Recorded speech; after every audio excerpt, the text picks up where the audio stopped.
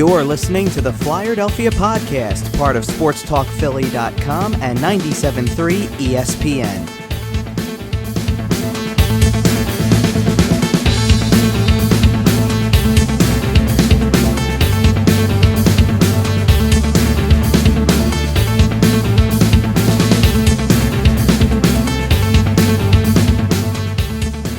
Hello, Flyers fans, and welcome to another edition of the Flyerdelphia Podcast, part of SportsTalkPhilly.com and 97.3 ESPN.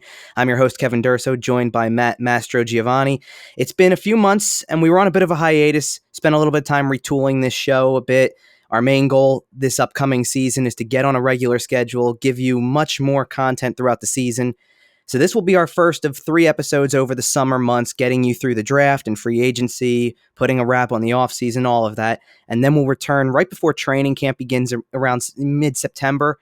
And our goal is to be with you from there essentially every week until the season ends. And we are going to also have a new feature this season. It will start sometime after the draft weekend ends, probably maybe the Monday after. So this episode of the podcast, the Flyerdelphia Podcast, is publishing on Friday, June 21st. That's the day of the first round of the draft. We'll have one next Friday and the following Friday to get through the busiest time of the offseason and discuss topics on the Flyers as a group. In between that, I will also have a weekly podcast at least during the summer that I'll do alone. That is going to be much shorter than this group roundtable discussion that will fill you in on news and provide more analysis. This will be a cross between a podcast and a video series, so you can listen to it on the podcast networks that we publish to, or you can watch it on YouTube and Facebook, and we'll put it throughout the web basically, so you have a different way to get new things from us and keeps hearing what we have to say about different things happening in the Flyers offseason. So the first one will probably happen this upcoming Monday. I'll come on and break down what happens over the weekend in the draft, and then we'll talk about it as a group next weekend and lead into free agency. So now let's get to the good stuff. And it's been a busy offseason for the Flyers, a busy week, as a matter of fact. The Flyers made 3 major moves in the past week, adding a lot of new faces, changing the appearance of this team. But we have a lot to go over from the entire offseason. So let's just get started, and we'll start with the first offseason move that happened shortly after the season ended, and that was the decision to hire Alain Vigneault as the head coach of this team. And Matt, I'll bring you in on this a little bit, and we'll talk kind of back and forth on it. Let's talk about what Alain Vigneault brings to the table here for the Flyers, because right off the bat, the experience stands out, and it's a guy who had it's kind of like a tale of 2 stories here in the sense that his time in Vancouver is well praised. There's people who look at the way he handled that team and got them winning the President's Trophy, going to the Stanley Cup final, coming within a game of winning a Stanley Cup. And then you go to the time with the Rangers, and outside of the first year or two, it's not exactly viewed in a good light. So the experience is good, and I know that I like that, but you kind of are working with a guy who, which version of him are you getting? The guy in Vancouver or the guy in New York? So I can understand there's an element of fear that comes from that because the most recent thing he has is the Rangers time. But a guy with experience sounds really good for this team right now. What do you think? Yeah, I mean, that's really all you can ask for at this point is experience, because back to those dark days of the Dave Haxtell era where he was kind of an experiment out of the NCAA, and he came in and the Flyers were really never able to make it out of the first round with him, and they've missed the playoffs, I believe 3 years out of the 4 that Haxtell, or part of the 4 that Haxtell was coach. But having experience is the most important thing for the Flyers behind the bench right now, where they just need these guys who have proven themselves one way or another in the NHL. And I mean, they have no shortage of that with Vigneault, like you said, with the Rangers and the Canucks, and then also hiring the assistant coaches. So, I mean, experience, they have it, which is good, and that's obviously the first step in the right direction for this organization, especially after the coaching dilemma that they've had for the past few seasons. Yeah, and you mentioned the assistant coaches. I think that you get 2 guys in Michel Therrien and Mike Yeo who have been head coaches in the past, that it's going to bring a whole new level of accountability, and I love hearing that word.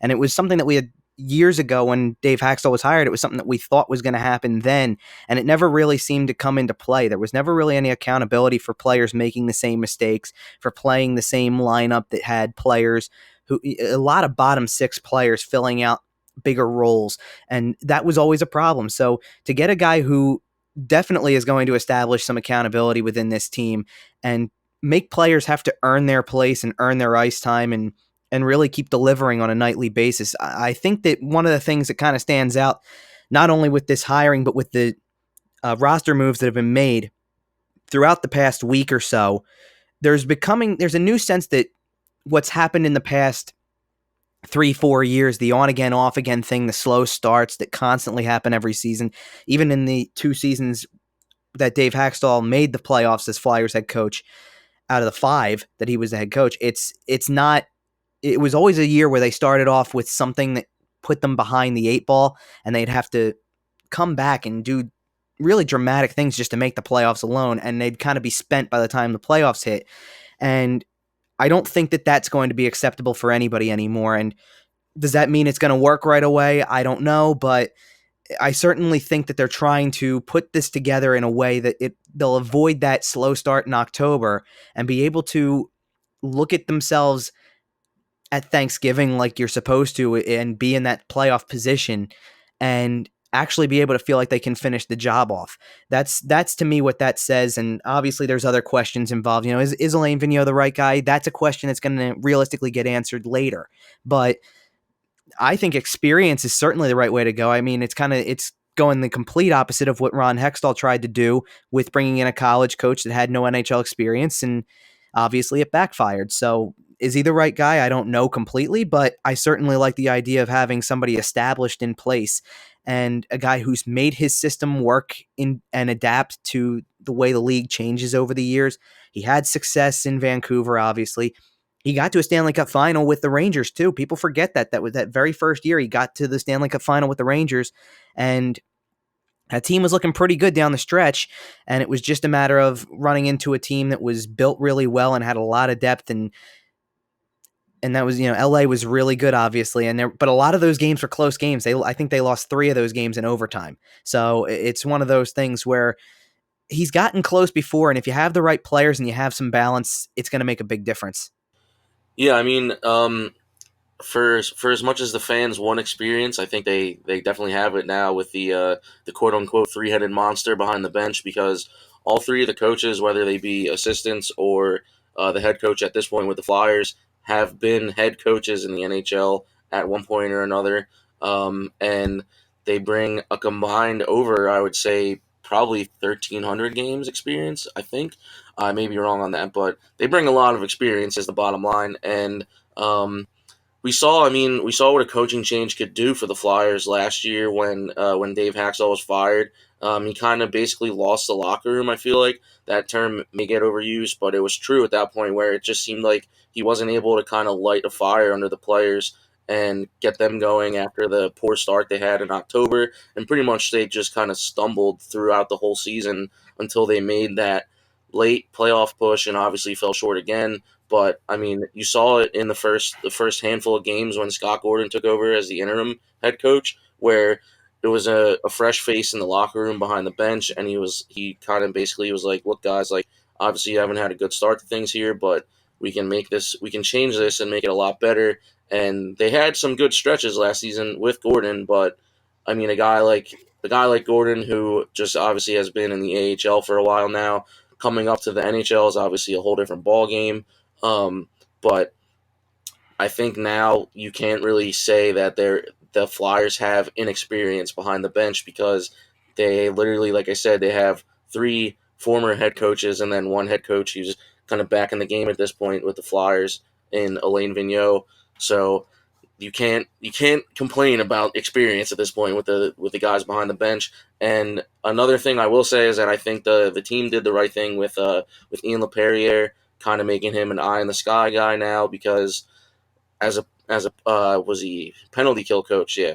As a PK guy, I mean, you saw it, like the stats didn't lie last season and the seasons before when he was the PK guy, because the Flyers penalty kill was one of the worst in the league for almost 5 years at that point. So they obviously needed to change special teams and head coaching. So they got that, and for whether the people like it or not, I think they're gonna get a good trio of coaches this season. Yeah, I definitely want to piggyback off of that because I think the fact that now there's no head coach or no coaches on the coaching staff from last year that are going to be behind the bench is going to make a big difference. You get a fresh perspective from Alain Vigneault, but the fact that the other two assistants are going to come in and be those guys behind the bench and LaPerriere is off the bench and in a different role changes a lot. I also wanted to point out about Scott Gordon, and it's a good thing we brought him up too because I think Scott Gordon was always kind of playing with house money when the team started to have some success under him and put things together and got on that winning streak that they did in January, February. And I'm really happy to see him back with the Phantoms just because I felt like he was an asset in the AHL. He's such a good coach at that level. He's a really good developmental guy. And look, we don't know yet who's going to play for the Flyers and who's going to play for the Phantoms. There's always that possibility that a prospect is going to get a spot on the NHL team. But for the most part, the expectation is that Morgan Frost and Isaac Ratcliffe and Joel Farabee, these three big forward players here, that are big to the Flyers' future, are going to be probably playing with the Phantoms. That's a guess. There's always the possibility they could be in the NHL, but you get the sense that with the way that the rest of the offseason is shaping up, that they'd prefer to play somebody who's got some NHL experience over playing a rookie unless he earns it.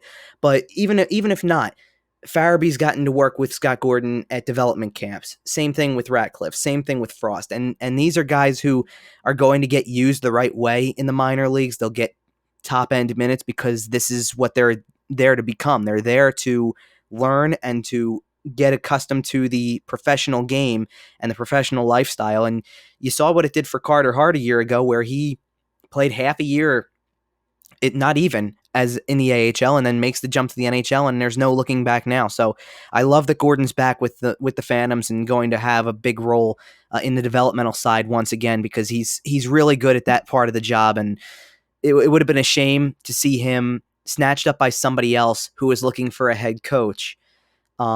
After all of that, because he had a little bit of success in the second half of the season when the Phantoms started to kind of fall apart toward the end of the season because between the coaching change that they had to go through, obviously, losing their number one goalie because Carter Hart was called up. A lot of other players, Phil Myers got called up by the end of the year. You know, they didn't have the benefit of having Sam Moran down there as he rehabbed and was going to get an NHL look. So there's a lot of pieces that went off the Phantoms that I think that'll be better with Scott Gordon. I think he brings out the best in a lot of those depth guys that are down there that you don't think about for the NHL.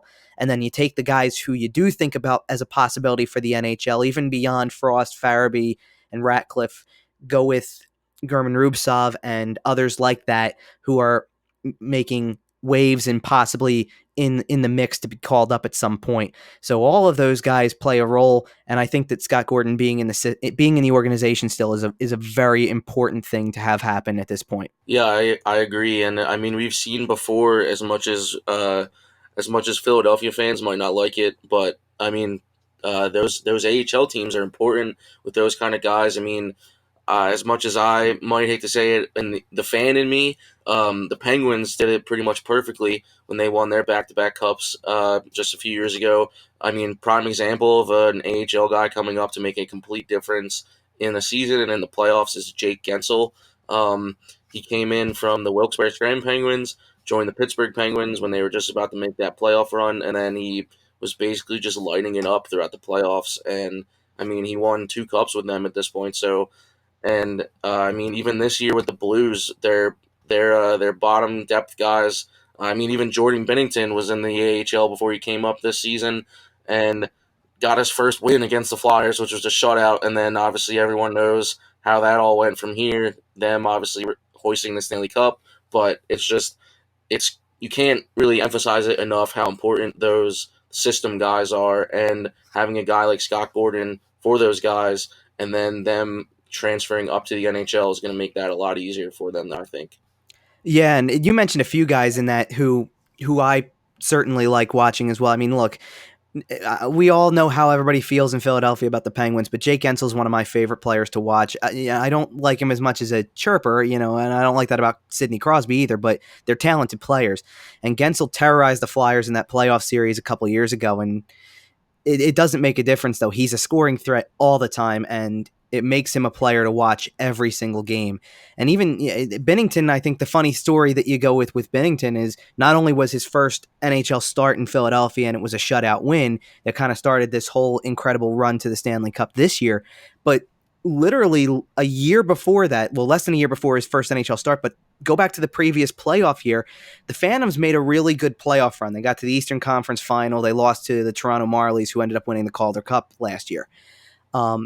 In the first round of the series, Binnington was the goalie for the Providence Bruins, and just out of nowhere at the end of the second period, takes a run at Danik Martel and kind of lost his temper and lost his cool. And it was like, how far has he come in 1 year that's who that guy was a year ago, and that was the clip that was out there for a little while, and now he's a Stanley Cup champion. It's just incredible how he's put it all together, and teams like that need that. And you mentioned the Blues having that depth up front, and I think it's so critical to have four really good lines, and we've seen it all the time. I mean, let's just say we could be talking about it the same way if Boston would have won the Stanley Cup instead of St. Louis, because Boston has probably one of the best fourth lines in hockey right now, maybe the best in my opinion. I think Sean Corrali's a great player, and Noel Acciari is another really good player also, and those guys just make an impact all the time, it seems.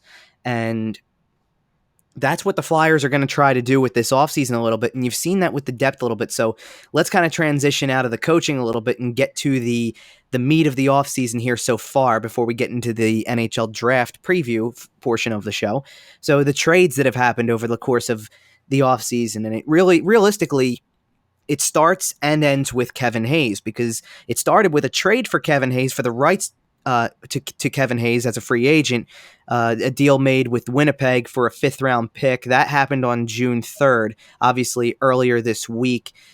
Tuesday night was when the reports came out. Wednesday was the official announcement of the signing, a 7-year, $50 million deal for Kevin Hayes to become the second-line center on this team and kind of give Nolan Patrick a bit of a spell as well, so he has more room to develop and maybe a little bit less pressure. I look at Hayes as a really good. I think the bigger impact, because it's funny, I hear a lot of people who look at Kevin Hayes and look at the offensive numbers, and I get frustrated with this because it always comes back to offensive numbers. Like last year, he only scored 19 goals, he had 55 points, he's only broken 50 points once. Like, sometimes what really frustrates me is how we focus solely on that particular statistic. I look at his two-way ability, the fact that he plays on the penalty kill, and my focus, I've taken a notice to something the Flyers have done, and we'll get into the other two trades that happened in just a moment, but when it started with Kevin Hayes, one of the first things I thought of was he's a guy who is a decent depth scorer who fits into the middle six, but also plays penalty kill. And I think half of what they're trying to get out of a guy like that is somebody who keeps the puck out of the net more, not necessarily who puts the puck in the net more. I mean, if he's going to score 20 goals a year, that's great. That's a perfectly adequate number for a guy who has a lot of responsibilities as a center on the ice and who could possibly play with a 30-goal scorer on the left side and another guy who's got scoring potential on the right. Let's assume his line mates to start are James Van Riemsdyk and Jake Voracek. That's just an assumption, but let's assume that's where it goes. Those are two guys who have playmaking ability. JVR is a finisher who goes to the net and gets in tight and can put back a lot of rebounds, and Voracek's a setup guy. If Hayes is going to be a little bit of an in-between, he's got a decent shot, but he's known to set up people too. It's that kind of thing. I'm more focused on two-way ability way more than I am on the numbers of him scoring. I think his numbers scoring have been consistent enough that he's going to provide something. He's not a guy who they just paid $50 million over the next 7 years, who has never scored more than 15 goals in his career and had a really good production year because assists piled up. He's a guy who has scored consistently between 15 and 20. He had 25 in his last season under Vigneault. That, I think, is a big impact as well. So I think it's a guy who is going to make an impact at some point, and it might not be the biggest impact offensively. I think it's a guy who makes an impact on the other end of the ice, and I think that's very important. Your thoughts on the Kevin Hayes trade and signing, Matt? I couldn't have said it better myself. But some things I will add was that I was kind of surprised about the term length of the contract and also the money. But a guy like Hayes, I feel like he's due a big ticket at this point. So I understand where that's coming from, and he is considered one of the top free agents of the summer. So I mean, you're going to have to give the guy a little incentive to obviously come to Philadelphia first of all, but to stay here for the long term and also to stay here for a potential cup run, hopefully sooner than later. But contract itself, I'm okay with. I can live with it. But I agree with you where he's very good. He's a very good two-way player. And I mean, some guys like in on other teams and they might be struggling. They might not be have that offensive performance that people want out of him. But I mean, a guy like Hayes, you put him with players like Voracek and JVR, and I feel like that offensive chemistry is just going to come naturally because each one of those guys pretty much has their own specialty. Where, like you said, JVR is a good playmaker, or not JVR, sorry, Jake Voracek is a good playmaker. JVR is that guy in front of the net trying to pick up the garbage and put the puck in the net on a rebound or a deflection. And then Hayes is just a guy who can kind of do it all, where he can kind of be where he needs to be. He can get to the dirty areas on the offense, and then pitch in on the back check or pitch in on defense as well. I mean, the Flyers need to obviously work on their goal differential because a guy like Carter Hart, as well as he did play down the stretch for the final games last season. I mean, you can't outscore bad play. I guess that's how I'll put that. But I mean, the Flyers just need to work on keeping the puck out of the net and just helping out their goalie, and I think Hayes will help that out a lot. And another one of the main points too is the fact that like you said before, it's going to take a lot of pressure off of Nolan Patrick because I feel like Nolan Patrick is only scraping the surface of what he can do offensively, and maybe putting him in that number two center spot for the first couple years has kind of shell shocked him a little bit, where he's kind of like, oh man, like I gotta get this going sooner than later, otherwise everyone's gonna hate me or I might get traded. But I don't think it's time to give up on him just yet. And I mean, putting him, let's say, I guess the third line for the Flyers with Patrick at center, he would probably be flanked by Oscar Lindblom, and I'm trying to think who else. Right now, I don't think it's anybody at the moment. It I was could gonna be say, yeah, there's a couple possibilities. I think Scott Lawton's been floated as a possible winger. Ryan Hartman's another guy. They're both restricted free yeah, agents, so they've got to be signed. And same thing with Travis Konechny. Should there be some kind of crazy addition to the top line, but it's going to be hard to see that with the cap space that they have now. But yeah, so maybe that's kind of the one area on the team outside of a backup goalie that isn't really solved right now. yeah. I mean, again, I think we've kind of said it all about Hayes, where this guy, he knows Alain Vigneault from the Rangers, so I mean he already has a good relationship, I'm assuming, with the head coach, and then Vigneault kind of learning about the roster that he has now, learning about everyone's capabilities, where they're good on the ice, where they're not good, where they need help, maybe need work. Slotting a guy like Hayes in there, who he pretty much already knows how he works, can really kind of help round out pretty much every aspect of the Flyers. I mean, obviously, like the big three would be offense, defense, and special teams, and I think Hayes brings a big upgrade to all three of those. Yeah, and you talked about the contract a little bit, and the initial talk about it, Bob McKenzie's first tweet about it being kind of getting closer to a deal, or there being optimism that a deal will be done, was Tuesday at about noon. It was very shortly after one of the trades that happened this week that we'll talk about. But at that time, I kind of had started to prepare what I was going to write about, or at least the story of the report. Not necessarily off of that. There was nothing concrete about that necessarily, other than that there was optimism a deal was going to get done. And in my head, I had 6 years and right around that 40 to 42 million mark. Like I could have seen 40 and it been like about 6.75 average, or something right on 7 average exactly. And mainly, and I've told a few, because a couple people even said that contract is ridiculous. I mentioned it and I wrote about it way before it came to any sort of deal. I wrote about it shortly after the the deal was done to get his rights was that, the Islanders had signed Brock Nelson to a 6-year, $36 million deal. And it was at $6 million per year. And I even said then, that's the foundation of whatever Kevin Hayes is going to get. You start there and it's going to build from there. And to be honest, I don't know that there's anything overly surprising about it being about a little more than $1 million per year, more than what Brock Nelson got. There's really nothing that surprising about that. I think the only thing that you don't really love about it is that there's a 7th year. I would have preferred 6, and I guess you don't love going north of 7 million, but sometimes you have to get it done. The bottom line is if the Flyers weren't going to pay him that, somebody else was going to. And I think there was another. Somebody had it out there today. I don't remember who, but somebody had it out there that there were 4 or 5 teams that were prepared to go at least 6 years, $6.5 million, and it probably would have started a bidding war among the Flyers and these 4 or 5 other teams. And who knows what it could have come to? And to think that there's also reports out there, the speculation now is that Matt Duchene's going to enter free agency and be able to get possibly $10 million a year because Hayes got over 7. Like, now you're seeing the inflation effect. It's really, I think it's a deal that you look at on the surface and you go, that doesn't look like a good contract. And if the cap continues to rise over the years and you have a guy who you can rely on to be a really solid player, two-way, play special teams, possibly both sides of special teams, who can be around for, who also, by the way, like another thing that I want to throw out there is JVR is making $7 million a year also, over the course of the next 4 years that are left on the contract he signed last offseason. And when you signed JVR last offseason, at the time, he's either right in the middle of his prime years or slightly out of them at this point and going towards the decline. Kevin Hayes is 27 years old. He's at that point where he's going to hit his best years. The first 3 years of this contract are the money years here.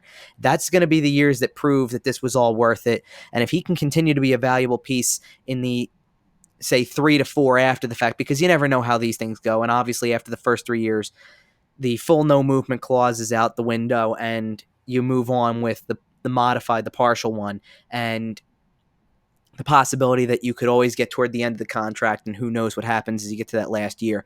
So I don't think it's as bad of a contract as people think it is, and I think that watching him play and seeing what he brings, and if he can be that defensive help, will make a big difference in how people view this trade/signing. At least that's my take on it.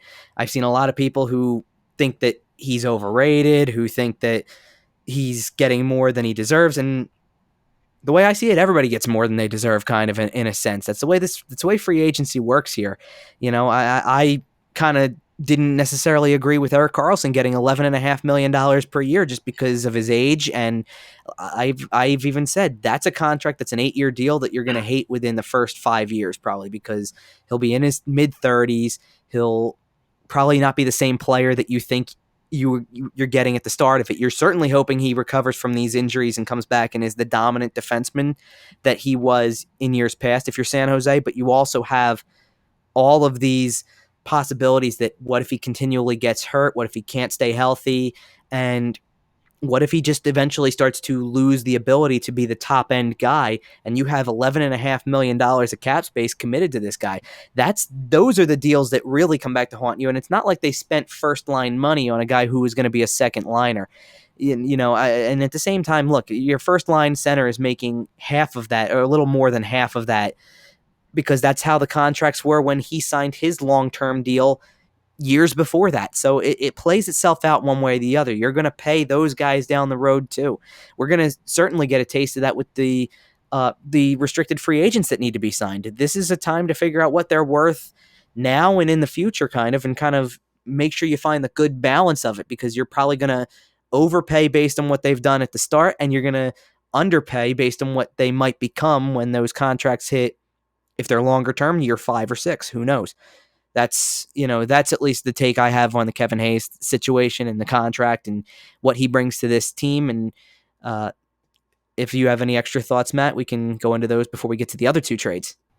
I think we touched on it pretty well. I agree for the most part. I feel like we're both on the same page, and I do. Now that you do mention it, having those other guys before free agency as like the kind of basis for the market price, it doesn't make this contract look as hefty as you might see it if it was just a kind of looking just at the Flyers, where it's like, well, hey, there's also these other guys who've just got this kind of money, so we're kind of one upping them in a sense, where it's like we want to obviously show this guy that he's worth this kind of money to us, and he's also kind of worth more than these other teams that are paying, because obviously, like you said, these guys are going to see these contracts and they're going to want that extra money to be these high paid guys who can come to these teams and hopefully make a difference for them. So that's all I really have to say about the Hayes contract. And I'll add one more thing before we move on, too, because you mentioned it already. He was one of the top free agents on the market this year. So you went out, you traded a fifth-round pick to get his rights so you could get early negotiating ability here, and you made it happen. I give credit to Chuck Fletcher for being proactive on kind of beating the market before it got even more out of hand than what it ended up being, I think. So let's get to the other two trades that happened. One happened last Friday, and that would be a straight-up trade, 1-for-1, Matt Niskanen from the Washington Capitals for Radko Gudas, a defenseman for defenseman swap. I'll say this to start with. I don't think, it was not a great year for Matt Niskanen last year, and I think the year before was a little bit rough as well, but rough at times anyway, but I do think he was a key contributor in the Stanley Cup run that Washington had a year ago. But I do look at Niskanen as a veteran. I think he's a solid veteran. I think he's a very good leader to have on this team. And, I don't see what the fascination was with Gudas necessarily. He's a guy who kind of was a predictable player because he would try to hit everything that moved.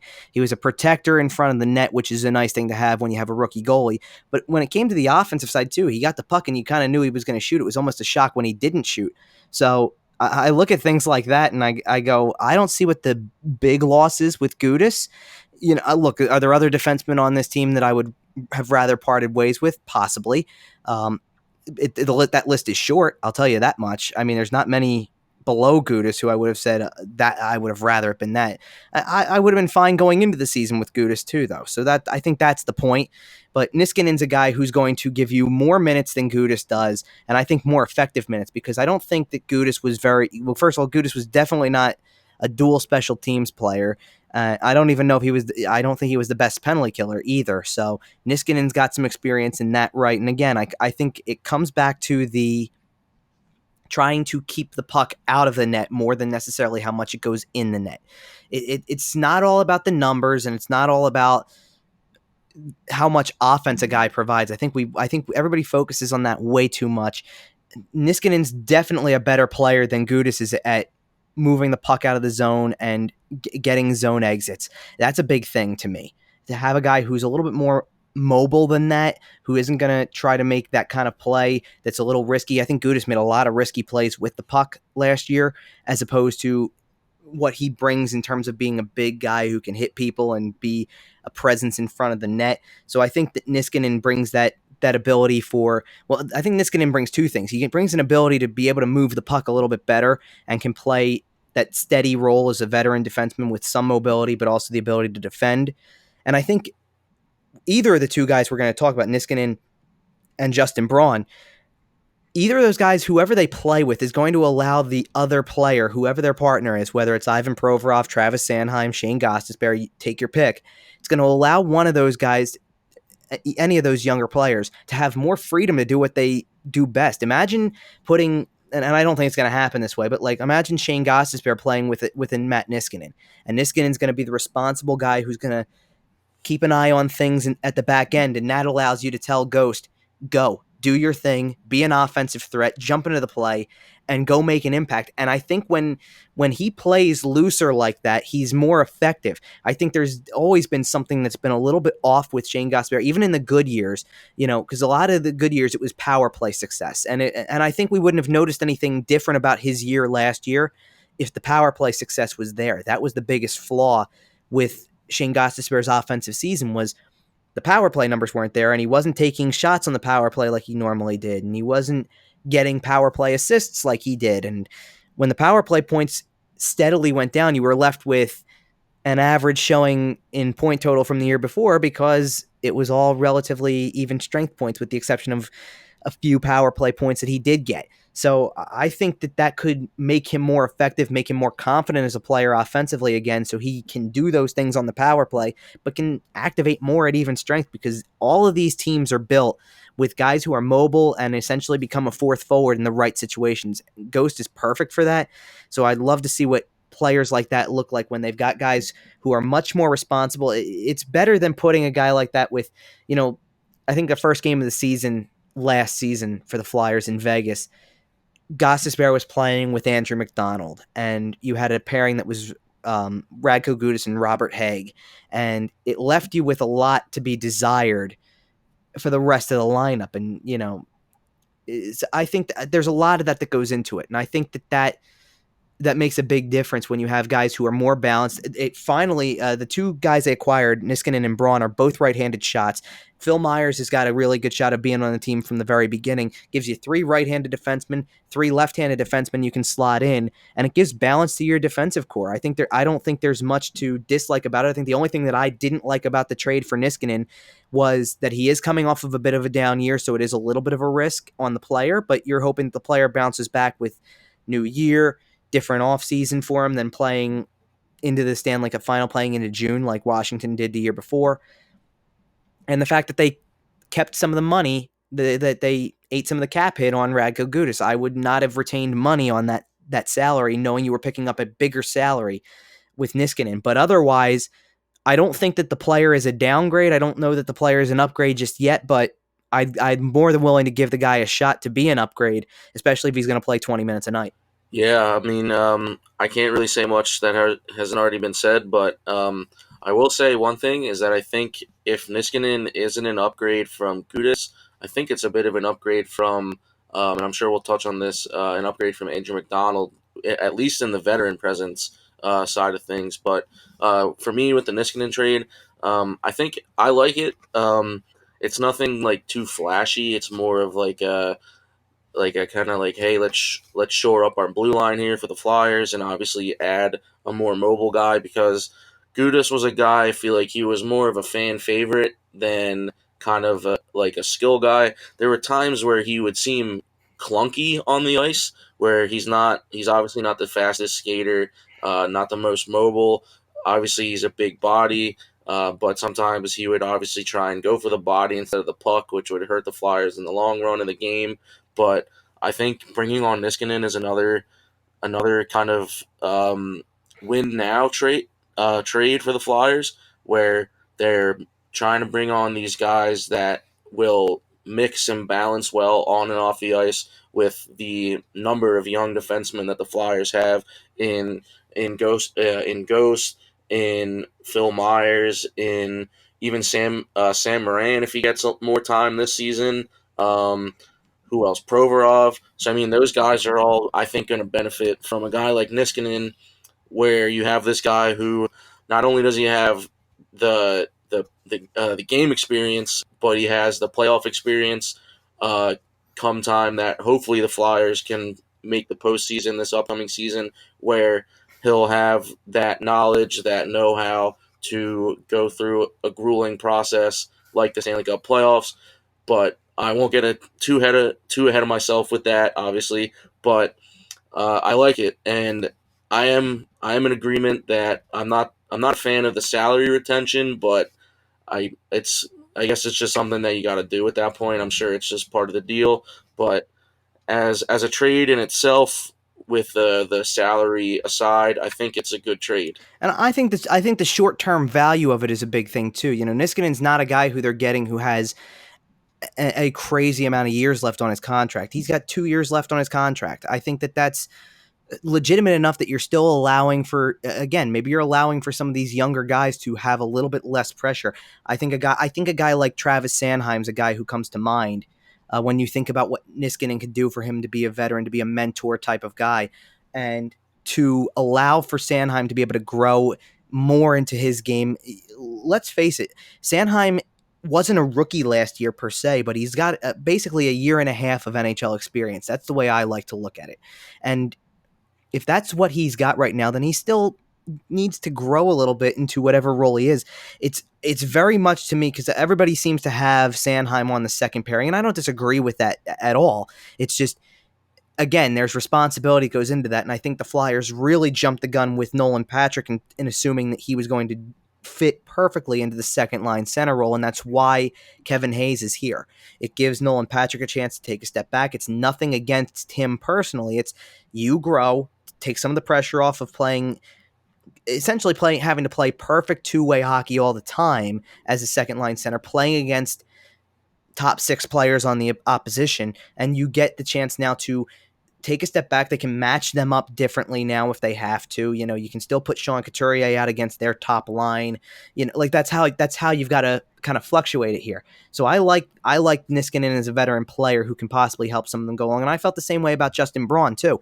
These are guys who, to me, are not necessarily meant to be the guys who have to make the biggest impact offensively, or necessarily have to be the most, as you mentioned, you called it, they're not the flashiest moves, but maybe the big potential here is not to improve through those guys, but to kind of level out with the guys that they are replacing and watch Sanheim grow more and Provorov grow more. Actually, not even Provorov just grow more, but bounce back from the year he had a year ago and be the defenseman he was in the first 2 years, the minutes eater that he was on the top pairing. To watch Shane Gostisbehere have a chance to play in a bit of a lesser role in the regular, in the even strength play, and still be that power play catalyst, and maybe get his best minutes on the power play because he's not as big of a part of the even strength play. You get Phil Myers in a lower role too, so he grows into that third pairing and eventually could surpass one of these two guys as the second or top right-handed defenseman on the team. There's so much that's possible with this, and quite frankly, I'm with a lot of people. I'm not thrilled with giving up a second-round draft pick in this year's draft. It is a pretty decent draft, and it's a decent draft well beyond the first round. But Justin Braun, to me, is a very established defenseman.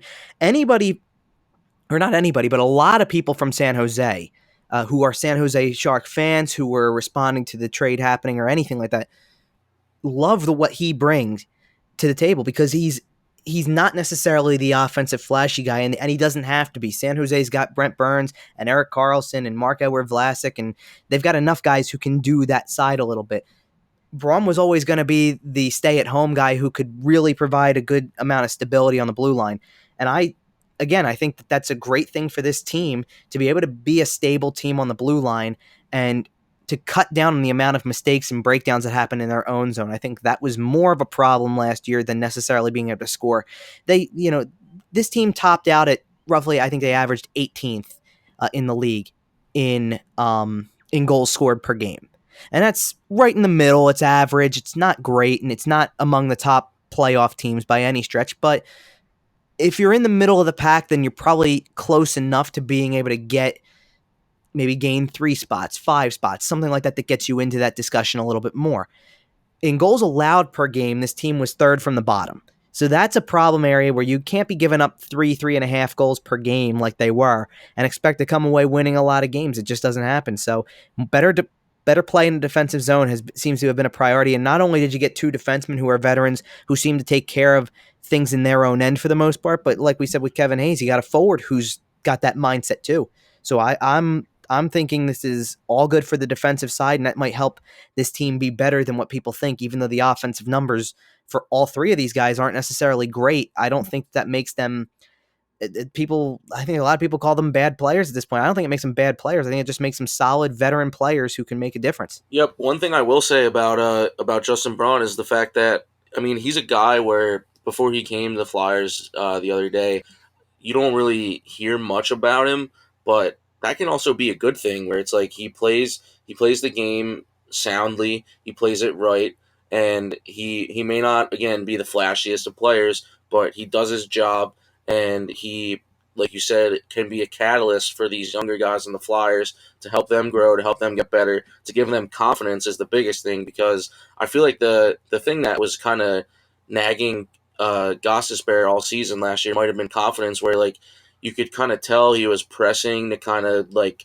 hop up in the rush at some points, or would like struggle between dumping the puck or taking it over the blue line. So I mean, like, and even like Chuck Fletcher said, I have a quote from the Flyers press release about Braun. He said that Braun is able to bring a steady presence and a high level character to the team, and that's what this team needs for these young guys. Where they have to, like you said before, they have to give these guys the freedom to open up a little bit skill wise, especially on the offensive side of things. And then these veteran older guys can kind of hang back. And if it comes to play transitioning back towards the defensive zone, then these guys are still able to have that two-way ability to say, all right, like, let's just get back on the back check, play defense, keep the puck out of the net, and then keep going at these guys offensively. But I'll kind of let you take the reins on this because you're obviously you're the newer blood on the team, age wise, obviously. But I'm excited just to see kind of how all this balances out with the uh, on offense with Hayes and then on defense with Niskanen and Braun. Just how these guys balance out the youth on top of the skill, on top of the chemistry, which I think is the most important part with all these young guys on the Flyers. Yeah, and I mean, like one of the things everybody was losing their mind. It felt like on Twitter after the Niskanen trade, and I tweeted out, I hope this helps stabilize guys like Provorov and Sanheim to their full potential. You know, maybe Sam Moran gets a shot to fill in where Gudas would have. You know, like we talked about too. You know, who knows? I think that there's certainly room for those guys to grow, and if they as they grow, you know, I think the fact that you take, and we touched on this a little bit too, so we might as well get into it a little bit. The fact that you buy out Andrew MacDonald, and that's another guy who was kind of, well, for years he was taking up probably somebody's spot, but at the same time now, he, like last year, it was not that case at all. He was starting to be phased out of the picture a little bit, so it finally made a little bit of sense when it was kind of brought into question, would they buy him out? You could see the signs there that it would probably happen at some point here soon, so it has. And you know, it's funny because it kind of took, a lot of people said, takes the whipping boy out of play for a lot of people. He was always the guy who took a lot of the blame. And you know what? I will say, on a good note for Andrew MacDonald, he put up with it all. He never talked about it like that, and he's a classy guy for the way that he handled himself, and he was a good veteran presence in a locker room. He carried himself well. It was just the translation of it over to the ice and the contract he signed, which, by the way, anybody who if you were to have a contract that was like Andrew MacDonald's and had that kind of money placed in front of you for 6 years, you'd sign it too. So it's not his fault that the Flyers offered him a contract like that. It was Paul Holmgren's final goodbye to the GM position right before Ron Hextall took over. But still, that's another move that opens up a spot for a younger guy. And I think these younger guys are going to make the team better. The one thing I do want to touch on, because I think now that the 2 trades have been made, now that Kevin Hayes is signed, there's a lot of people who keep talking about how something's kind of got to give with this. And I kind of agree that there's something that's going to eventually have to give for cap space, because you know that Provorov's going to get paid. You know that Sanheim's probably going to want to be, I think Sanheim, the bigger thing is term, not money, because I think he knows he doesn't necessarily have the leverage for the money on a short-term deal right now. So the term might help him make more in the short term than it would in the long run if he were to take a bridge deal. So I think that a lot of these guys, and you got to sign Travis Konechny too, and that's, you know, you only have about possibly $23 million to work with. Maybe it's 21 and a half, 22. It's something in that range. And those 3 restricted free agents alone could cost you a lot. So Shane Gostisbehere's name is coming up a lot when it comes to talking about possible trades. And the fact that Chuck Fletcher's been so willing to make trades to make the team better bring Gostisbehere's name into question, because it means he might be willing to deal somebody like that off. I would not do that at this point. And there's one reason for it, because toward the end of the year, I was starting to resign myself to the fact that for as good as this guy was 2 years ago, or the previous season, where he had 65 points, and for as good as he was in his rookie year, those 2 years that were off were really off. And it was starting to become too frustrating for a guy who was put in there to be a top 4 guy, to be a power play specialist, to not perform like that when he was the first one out of any of them to be given a contract that indicated he was a key part of the future.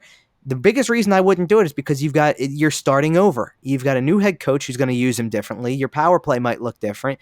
Maybe these guys, like we just talked about, Niskanen and Braun, can bring some presence that help him play his game a little bit more freely. And if he's able to play freely, maybe he goes back to being a good player. And I'd have to see what happens the next season to see if that roller coaster of up year, down year keep happening. Otherwise, I feel like it'd be wrong to give up on him on a down year right after he had his best year, the best year of his career. It's more of a matter of if that was the second year in a row where he had a down year, I'd start to consider it, because I'm starting to feel like I'm seeing more of the player, especially if he had 2 in a row, 3 out of 5, or realistically 3 out of the previous 4 that weren't good. Maybe that 165-point year was just a great showing that is a flash in the pan, and he's done. He's not going to be that guy ever again. But I can't say that about him right now, and I'd have to see what happens if you keep him on the power play and you make him a third pairing guy, play alongside Phil Myers, who's definitely a steady guy, and give him the free range to be that guy offensively at even strength and see where it goes. The tough part with it is the money, because he makes $4.5 million a year, and it's going to get tight with the cap space, and they don't have a third line winger yet. So and they don't have a backup goalie yet, and it's trying to piece all that stuff together in a way that will allow them to still ice a team under the cap that still has all that talent. Because if Gostisbehere is the third pairing left defenseman and Phil Myers is his partner on the right side, you look at a defensive core that is Provorov, Niskanen, Sanheim, Braun, and Gostisbehere and Myers. That is a huge upgrade from the year before. It's huge. It's very noticeable how that's different than playing Christian Folin and Andrew MacDonald and playing Robert Haig. And unfortunately, while I'd like for Sam Morin to get a shot, he might be best off just continuing to be ready to go if something happens, and usually something will happen. But it's certainly an upgrade. Yeah, I couldn't agree more. The one thing I will say about Gostisbehere is that I feel like this past season has to be thrown away, for lack of better terms, because it was such a weird season and also such a down season for him and also the team in general. I mean, it was almost a tale of two seasons where with everything went downhill with Hextall and Hackstall. They both left, and then obviously Scott Gordon came in relief for the rest of the season. And then now, like, not even I guess 2 months after the end of the season, it's a whole different coaching staff, pretty much a whole different defensive core at this point, aside from the young guys. So, I mean, it's a new era at this point in Flyers hockey, and I think that you're in the right in saying that even though Gostisbehere's name has came up in trade talks as of late, I think they would be doing the wrong thing in trading him, unless it's a outrageous deal in return for the Flyers, but I don't really see that happening. But yeah, I just think it would be the wrong move for them to get rid of Gostisbehere at this point, just because you can't really base what he's going to be from now on just on that down season last year. And I agree again, like you said, if you would have had another down season the previous year, it would have been a different story. But I think, again, you have to kind of just look past this past season and just say, all right, like, you got a new coach, like 3 new coaches. You got 2 new guys on the blue line with you. You got another guy on like offense who can kind of help on power play. So you got to kind of give him another chance, pretty much, to show everyone what he can truly do.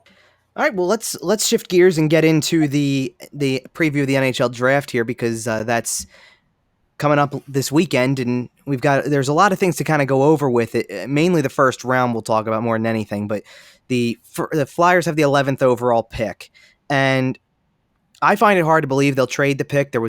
That thought process was there previously, and I wouldn't have been surprised if it was moved before all of this wheeling and dealing happened beforehand. Now, I'm not so sure, just because so much has happened. I think you want to get somebody who you can add to your system, and it's a good draft too, especially once you gave up your second round pick.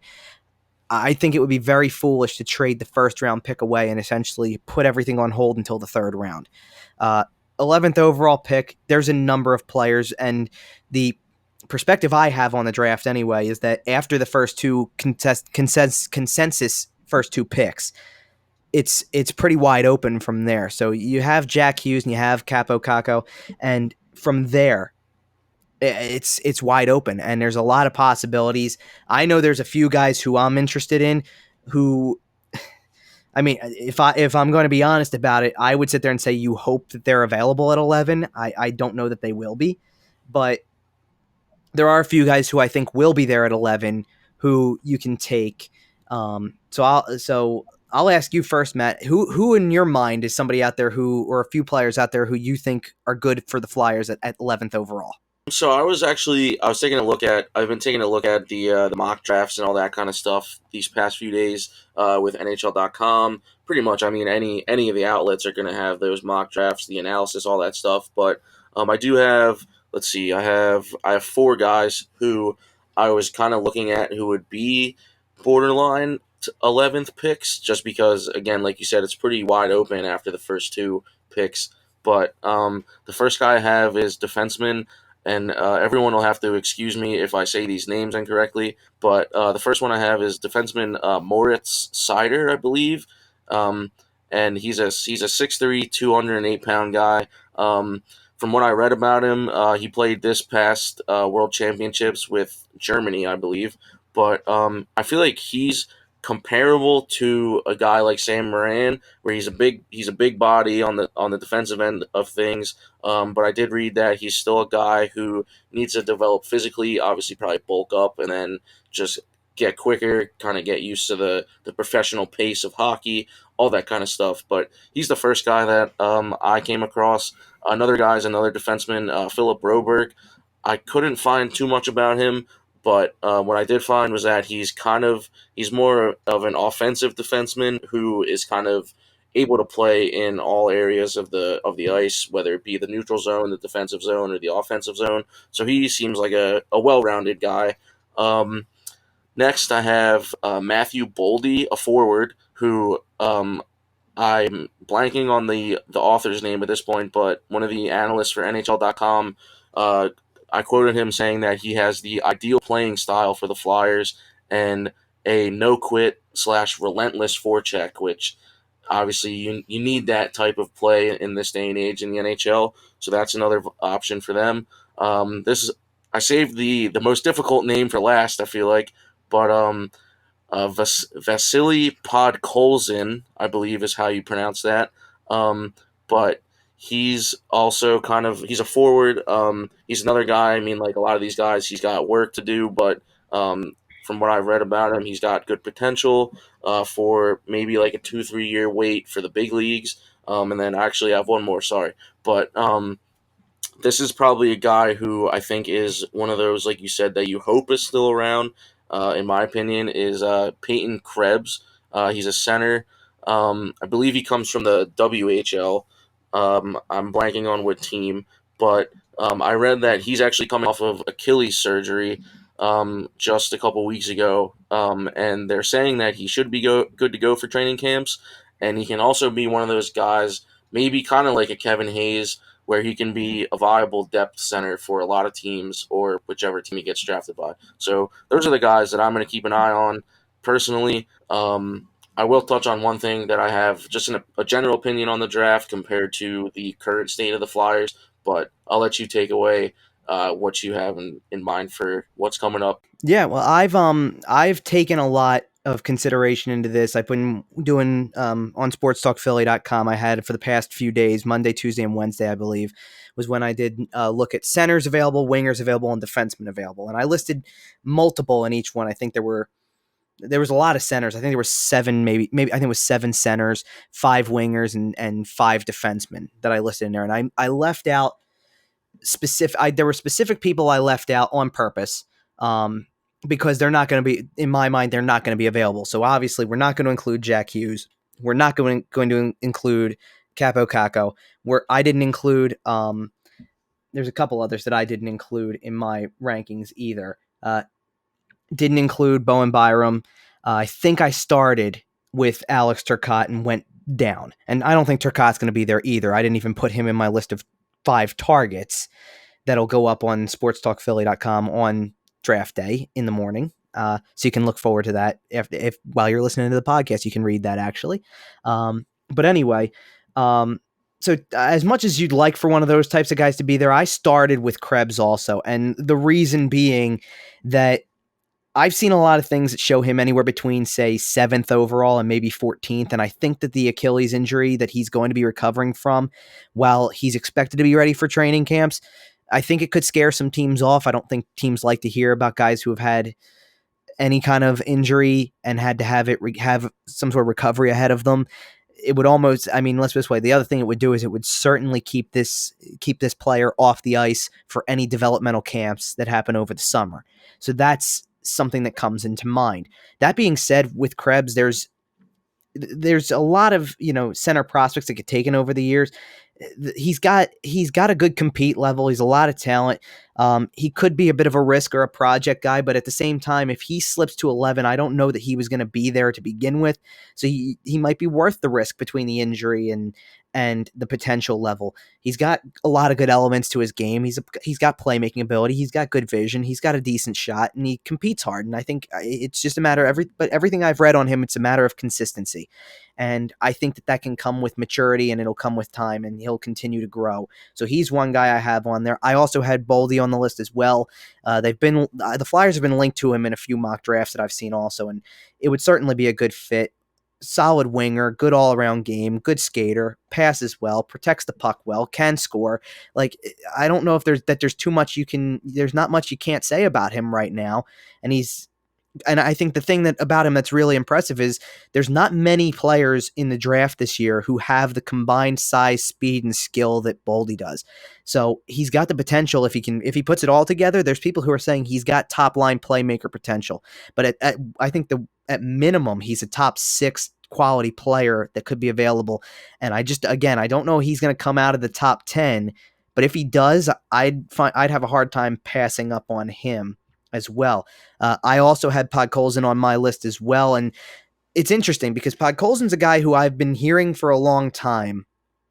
Back to the beginning, I mean, when you go back to when World Juniors were in December, this guy at the time, he was the consensus number 3 pick. He was right after Hughes and Kakko, and after a little bit of time, I don't know if that's the case anymore. He could still go as high as 3rd. He might be on the board outside the top 10. That's what we're talking about when we say it's really anybody's guess from 3 on who's going to go where. If he's there at 11, again, it's a guy who's got he's got a bit of a complete game. He competes hard. He's a tenacious player on the puck, good two-way player as well. And he's kind of, I get the feeling that he's a little bit of a crossover between a center and a winger. He's listed as a right winger, so we put him in with the wingers, but I get the feeling he's got the ability to transition over to center if absolutely needed. And, I think a guy like that, he's not a guy who's going to play in the pros immediately, and that's okay. I think you've got time to let him mold and grow at a different level. So that's another one who I would keep an eye on as well. I don't know that he's going to be available either. There's a lot of guys who I had listed who you're kind of holding out hope that they're available. And there's enough guys who are going to probably go ahead. Like I mentioned, Turcotte's another guy who's going to go ahead of all of those guys. Trevor Zegras is going to probably go ahead of those guys. Kirby Dach is going to probably go ahead of those guys. And that leads me to believe that one of these 5 players that I'm mentioning is going to be available possibly. Now, Matt had 2 defensemen on his list. I only have 1 on my 5 targets. And it certainly, to me, becomes more of a possibility now that you are starting to see how many defensemen have crossed over to the Flyers from the minor league system. And now you might want to start restocking the prospect cupboard here a little bit with another defenseman who can be a top end kind of guy. I don't think, you haven't had a first round pick on a defenseman since Ivan Provorov. So you've got a lot of guys who you want to kind of go, if you want to go with a defenseman here to get a new face in to be maybe the face of the prospect group. I actually kind of went outside of the box. I thought, actually, when he was talking about defenseman, when Matt talked about defenseman, I thought this was where he was going to go. I had Victor Soderstrom listed, and mainly because, as these defensemen have gone on to the pros, Soderstrom, I've heard, is a very safe pick, and I think at 11, the Flyers can afford to be safe. He's playing already in the Swedish Elite League. He's got a lot of experience. He's been noted to be a very mature player, carries himself well, handles competition that's much older than he is. I think he could be a really solid pick for the Flyers if he's still there, and I have very big reason to believe he will still be there at 11, more so than some of the other guys on this list. I do think, like I said, I think Krebs with the injury is going to possibly be there at 11, and I know the Flyers like him. I know the Flyers also are certainly a fit for a guy like Boldy, and if he makes it, it's a possibility. Soderstrom's probably my third down on the most likely possibility there, that if all else fails, he's the guy who I think would go at 11 if you're looking for probably the best player available. The last one I'm going to mention is really my, sky's the limit kind of thing, and going all out in an effort to see if a guy is going to be available. And, Matt called Krebs this kind of guy where he said Krebs is a guy who he's not sure that's going to really be there, but you wonder. And for me, if there was a guy who has stood out the whole time who could go anywhere from, we mentioned Podkolzin as a guy who was listed as a third overall possibility, and now you never know. If there's a guy who's listed as a top 5 possible player in this draft, but could still be on the board 10 picks later at 15, it's Cole Caulfield. And if you're looking for a goal scorer, this is the guy to get. And I get the feeling that if the Flyers drafted a guy like Caulfield, it would just, it would be the first thing, it would be the second thing all offseason that the entire fan base agreed upon outside of Andrew MacDonald's buyout. It would be a thrill for this fan base to know that they were getting a guy who set a record for goals scored in a season for the U.S. national development team. And, 72 goals is nothing you can argue with. There might be holes to his game. He might need time to develop to become a more complete player. He's going to play in college, but you're not worried about this guy for next year or maybe the year after that. You're thinking 2, 3, 4 years down the road with him in the hopes that he can join in and become an impact player in the same way that Alex DeBrincat has become for Chicago. I'd love to see it happen. My guess is it doesn't happen, but size matters in the league. I think there's a lot more teams that are willing to go with a smaller player, but it does still matter. And I don't think you're going to see teams in the top 5 go there and get tempted by the 72 goals for a guy who's 5'7". I think they're going to stick to the guys who are the prototypical players. And that's why I think, I don't know if it's your top 4, but I think 4 of the top 5 are going to be Hughes, Kakko, Byram, and Turcotte. And I think from there, whether there's somebody who slips into 4 or 3 or however you want to look at it, I think that Caulfield's a guy who more or less I haven't really seen many put him in the top 5. It's always a possibility because he's probably the name that has skyrocketed the most in terms of attention, outside of the fact that Hughes and Kakko have been getting a lot of attention. He's probably the next highest attention guy, but to have a guy like that and of his size, I just wonder how far he could fall. I'm worried about teams like Buffalo and Edmonton kind of taking the leap on him way before it would get to the Flyers, but I wonder what would happen if you got to pick 9 or 10 and he's still out there. It's almost a wonder. Do you pick up the phone and see what you can do to get up to that one spot if you really, really want this guy? If it's not that big of a deal, it's not that big of a deal. I fully expect 1, if not maybe 2 of the players on that list of 5 to be available at 11, and that would be the direction I would go. But if he's there at 10 and you've got the team in front of you on the clock ready to make that pick, and you have a feeling that's where they're going to go and you want him more, do you pick up the phone and call? I might for the potential of having a guy who could be one of your best goal scorers in a short amount of time. That's my 5 targets that I had written down. And, obviously there's so many other names that you can go off of down as you go through the whole list of draft picks too and things like that. And the Flyers with their picks, it's certainly a little different now following the trade for Justin Braun because you are out of the second round now. So the Flyers would pick at 11th overall on Friday and not have a pick on Saturday until the third round at 65th overall. They have another one at 72nd overall. They have a 4th rounder, and then they have 2 6ths and 2 7ths. And it makes for a little bit of an interesting afternoon, a longer afternoon, because usually, the way I've noticed it in years past, especially when the draft was really heralded as a big event, is that the second round is a big deal. The third round is still a decent deal. And by around 4 or 5, you're kind of, you're kind of starting to phase it out a little bit. You're fizzled out of the energy a little bit. And it's more about wondering if that guy's going to be any good or anything like that. Like, you don't hear as much about those picks. I do expect to see the Flyers have a bit of a balance with their draft picks. I think there could be another, I don't know. It's obviously not Ron Hextall doing this anymore, but in years past, Hextall always seemed to take a goalie at some point in the draft, and I could see it happening again. As a matter of fact, one goalie I do want to throw out there as a possibility. I do want to throw it out there just because, um, um, there's an interesting connection that makes this very possible. I'll say it that way.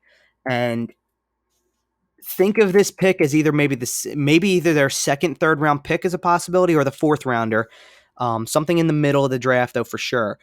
Dustin Wolf is the goalie who was the successor to Carter Hart and Everett, and he's regarded pretty highly. He's had just as good of a season, or as good as you can follow up a guy who was the CHL Player of the Year, in one of his seasons and things like that. But he's a guy who I keep an eye on, and there's a lot of, I think there's a lot of other positions that you can see the Flyers address. I think they've liked taking a few wingers over the course of the last few years. I do think they're going to want to get at least 2 centers out of this draft if they keep all the picks they have existing.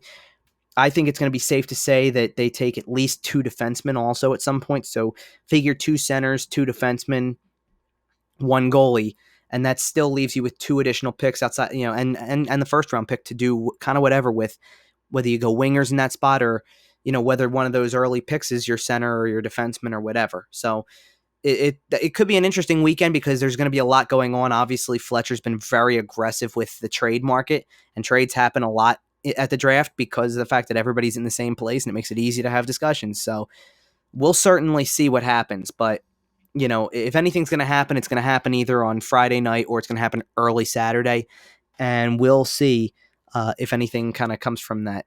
Matt, did you have any other thoughts on some of the draft picks that are coming up maybe on day 2 or just throughout the weekend, or the possibility of more trades or anything like that? So one thing I will say is that I feel like aside from maybe the initial couple rounds for the draft, maybe 1 or 2, but I'm definitely going to be off the wall if Caulfield somehow drops to 11. I will make that known. That I'm sure like you said, the entire fan base would be able to agree on this, aside from the MacDonald buyout.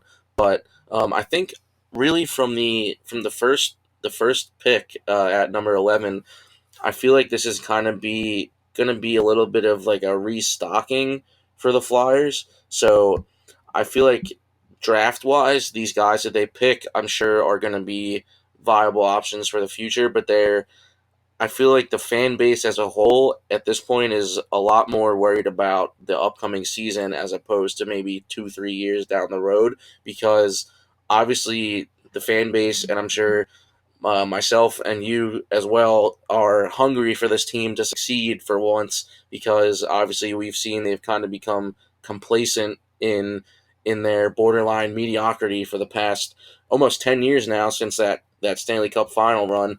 But the draft is obviously important. You want to have those future guys stocked and ready to go when and if you need them, or just have them kind of in the chamber if you need to maybe trade one away for another asset or another player.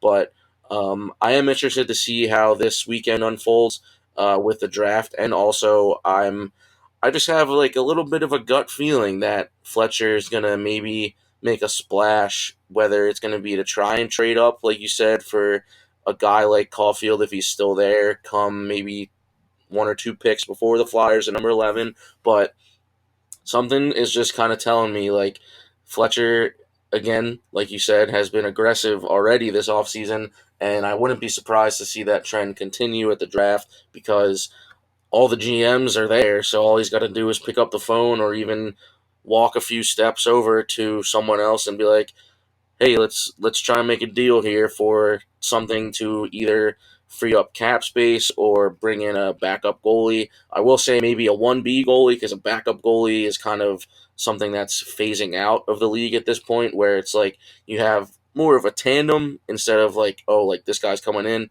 But I'm more excited than I am anything to see how this weekend unfolds.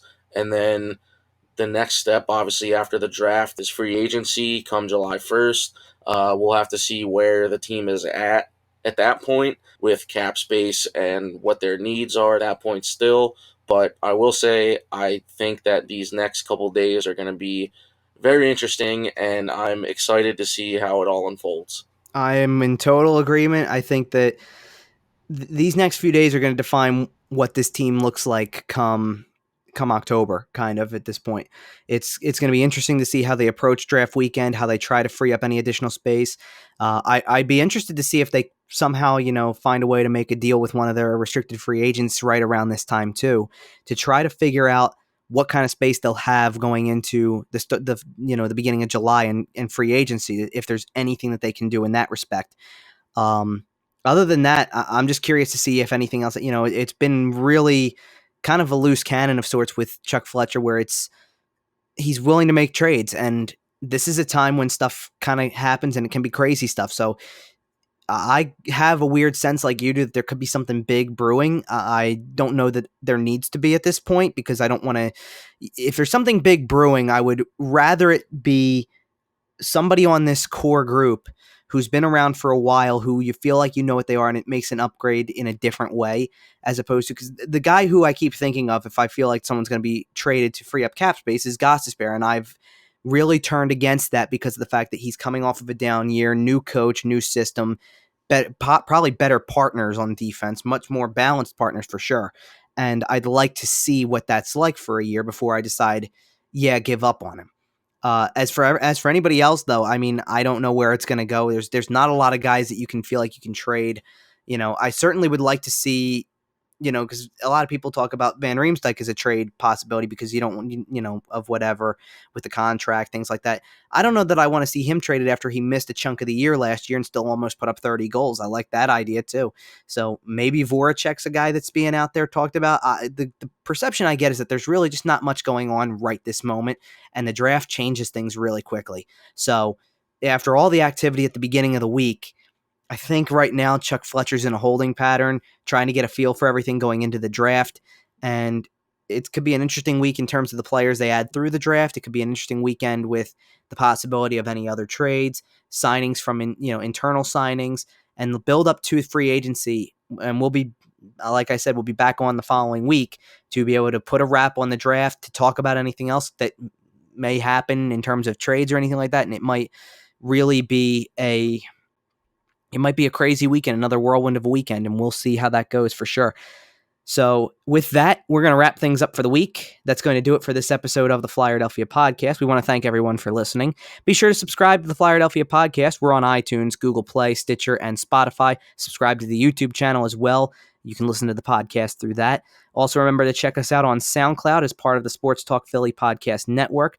Remember, you can listen to us and shows on the rest of Philly sports through the podcast network. So once again, thank you for tuning in. For Matt Mastrogiovanni, I'm Kevin Durso, and this has been the Flyerdelphia Podcast on sportstalkphilly.com and 97.3 ESPN.